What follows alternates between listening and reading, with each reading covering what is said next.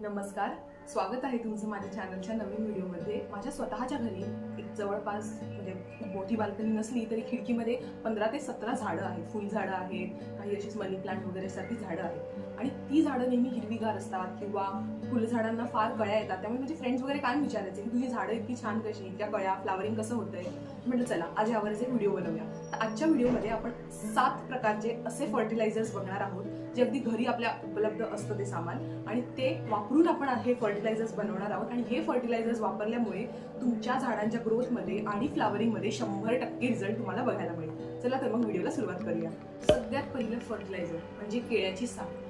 केळं खाल्ल्यानंतर ती साल आपण युजली डस्टबिनमध्ये टाकतो, पण तसं न करता तुम्ही त्या सालीचे काप करायचे आहेत आणि त्याला पाण्यामध्ये ओव्हरनाईट सोक करून ठेवायचं आहे। त्यामुळे काय होतं, बनाना पीलमध्ये अशा बऱ्याच गोष्टी असतात जसं की potassium, magnesium, sulphur, sodium, calcium, जे त्या रूटच्या ग्रोथसाठी खूप हेल्प करतं, त्याला ते स्ट्रॉंग करतं, त्याचबरोबर पेस्ट्स ते रिपेल करतं। सो हे खूप अप्रतिम आणि इफेक्टिव्ह असं फर्टिलायझर आहे जे तुमचे फ्लावरिंग प्लांट्स आहेत जसं की जास्वंदीचं झाड असेल, गुलाबाचं झाड असेल, ह्यावर तुम्हाला 100% रिझल्ट बघायला मिळतील। ही केळ्याची साल पाण्यामध्ये भिजत घातल्यानंतर दुसऱ्या दिवशी जे पाणी आपल्याकडे तयार होतं त्याला असंच झाडामध्ये न घालता त्याला आपण डायल्यूट करायचं आहे। म्हणजे सपोज केळ्याच्या सालीचं तुम्हाला 1 ग्लास साधारण पाणी तुम्ही ओव्हरनाईट सोक करून ठेवलेलं असेल तर नेक्स्ट दिवशी मॉर्निंग 4 ते 5 ग्लास साधं पाणी मिक्स करून ते डायल्यूट करून मगच तुम्ही ते वापरायचं आहे।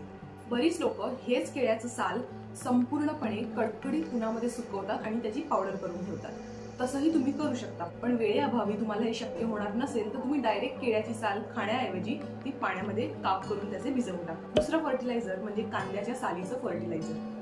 कांदा आपण कापतो तेव्हा एक थिनसा बाहेरचा लेअर असतो जो आपण युजली फेकून देतो कचऱ्यामध्ये, तर तो जो लेअर असतो कांद्याच्या सालीवरचा तो फेकून न देता त्याला असं जमा करायचा। तो कोरडा सुका लेअर असतो बरं का, ओलावाला लेअर नाही, सुका कोरडा करकरीत असा हा लेअर तुम्ही बघू शकता व्हिडिओमध्ये। तसा लेअर तुम्ही पिशवीमध्ये जमा करायचा आहे आणि ह्यातले एक साधारण मुठभर कांद्याची सालं तुम्ही पाण्यामध्ये ओव्हरनाईट भिजवून ठेवायची आहे। पण ही कांद्याची सालं जरा स्ट्रॉंग असतात, म्हणजे तुम्ही असंच डायरेक्ट ते घातलं तर ते तसं चालणार नाही। त्यामुळे तुम्ही ही सालं ओव्हरनाईट भिजवून घातल्यानंतर पाण्यामध्ये जे पाणी असेल त्याला तुम्ही डायल्यूट करायचं आहे आणि ते पाणी सगळ्या झाडांवर घालायचं आहे। म्हणजे इतर जी भाज्यांची झाडं असतात, टोमॅटो असेल, शिमला मिरची असेल, त्यासाठी पण खूप बेस्ट काम करतं। तिसरं इम्पॉर्टंट फर्टिलायझर म्हणजे चहा। चहा आणि कॉफीचे शौकीन असतात हे झाड, एस्पेशली फ्लावरिंग प्लांट्स। हे चहाच्या पावडरचं फर्टिलायझर बनवण्यासाठी तुम्ही 1 चमचा चहा पावडर 1 ग्लास पाण्यामध्ये रोज रात्री सोक करून ठेवायची आहे। सेम जसं बनाना आणि ऑनियनला अप्लाय होतं, संपूर्णपणे ह्याला असंच्या असं न वापरता 4 ते 5 ग्लास साधं पाणी ह्यात डायल्यूट करायचं आहे, मगच ते झाडांवर घालायचं आहे। ह्यामुळे आपली माती ऍसिडिक होते आणि फ्लावरिंग प्लांट्स म्हणजे ज्याला फुलं येतात त्यांना हे प्रचंड आवडतं। ऍसिडिक सॉइल ही सगळ्या फ्लावरिंग प्लांट्सची फेवरेट असते, त्याच्यामध्ये नायट्रोजनचं प्रमाण वाढतं आणि ते अजून छानरित्या फ्लावरिंग करते। नवी कोणी चहा पावडर वापरायची नसेल तर आपण रोज चहा जर का घरात बनवत असाल तुम्ही तर ती वापरलेली चहाची जी पावडर असते ती स्वच्छ धुवून घ्यायची। का तर त्याच्यामध्ये साखरेचं एलिमेंट असतं, दूध असतं, काही बऱ्याच गोष्टी असतात। ती वापरलेली चहा पावडर स्वच्छ पाण्याखाली धुवून घ्यायची, तिला एका प्लेटवर पसरवून छानपैकी वाळवायचंय आणि मग ही पावडर तुम्ही डायरेक्टली कुंडीच्या कडेला घालायची आहे। चौथं फर्टिलायझर म्हणजे कॉफी। चहासारखाच कॉफीचा वापर करायचा आहे, फक्त कॉफी बनवल्यानंतर त्याचे काही ग्रॅन्युल्स आपल्याकडे उरत नाही, त्यामुळे आपण ते सुकवून परत वापरू शकत नाही। ह्या केसमध्ये अगदी 2 रुपयाचे नेस्कॅफेचे, 2 की 5 रुपयाचे पण नक्की आठवत नाहीये, पण 2 की 5 रुपयाचे हे सॅशेज मिळतात, तेही तुम्ही वापरू शकता। किंवा कॉफीचं जर अख्खं तुमच्याकडे बरणी असेल तर 1 चमचा कॉफी तुम्ही 1 ग्लास पाण्यामध्ये ओव्हरनाईट सोक करायची आहे आणि नेक्स्ट डे मॉर्निंगला 3 ते 4 ग्लास त्यामध्ये पाणी घालून डायल्यूट करून ते तुम्ही तुमच्या झाडांवर वापरायचं आहे। याने खूप मस्त रिझल्ट्स मिळतात। 5वं फर्टिलायझर म्हणजे घरी बनवलेलं वर्मी कंपोस्ट। तर हे वर्मी कंपोस्ट कसं बनवायचं, आता मुळातच ह्याची थोडी प्रोसेस असते, ह्याला टाइम द्यावा लागतो, किचकट आहे। तुम्हाला नसेल शक्य तर बाजारात रेडीमेड वर्मी कंपोस्ट मिळतं, तुम्ही तेही डायरेक्ट वापरू शकता। पण घरात जर का वर्मी कंपोस्ट बनवायचं असेल तर तुम्ही ब्राऊन वेस्ट जी असते, ब्राऊन वेस्टमध्ये काय येतं तर सुकलेली झाडांची पानं येतात, कार्डबोर्डचे पुठ्ठे म्हणजे आपण जे अमेझॉन वगैरेचे पार्सल येतात आपल्या घरी ते पुठ्ठे येतात, त्याचबरोबर मिंत्रा वगैरेचे पार्सल्स तुम्ही युजली बघितलं असेल की कागदी अशा त्या बॅग्स असतात, त्या सुद्धा ब्राऊन वेस्टमध्ये येतात। हे ब्राऊन वेस्ट तुम्ही तुमच्या किचनमधलं जे वेस्ट असतं म्हणजे भाज्यांची सालं असतील, फळांची सालं, अंड्याचे बाहेरचे शेल्स असतील किंवा इतर गोष्टी, ह्या सगळ्या मिक्स करून त्याला बरेच दिवस तसंच ठेवून ते केलं जातं। या केसमध्ये त्याच्यामध्ये पाण्याचा डिस्चार्ज निघतो, तोही एक प्रकारचं कॉम्पोस्टच आहे आणि ते खूप इफेक्टिव्ह कॉम्पोस्ट आहे, पण त्याला एक प्रोसेस असते। तुम्ही असंच ठेवलं तर ते मे बी प्रॉपरली डिकम्पोज होईलच असं नाही, झालं तर त्यात मोठे मोठे किडे होऊ शकतात। सो त्याला बऱ्याच गोष्टी रिस्पॉन्सिबल आहे, तेवढं इझी नाहीये बनवणं. पण छोट्या प्रमाणामध्ये एका कचऱ्याच्या डब्बीमध्ये तुम्ही ते नक्कीच बनवू शकता. ब्राऊन वेस्ट आणि तुमच्या किचन वेस्टला एकत्र करून सर्टन नंबर ऑफ डेज त्या डस्टबिनला तुम्हाला अर्थात एअर सर्क्युलेशनसाठी काही होल्स पाडायचे आहेत.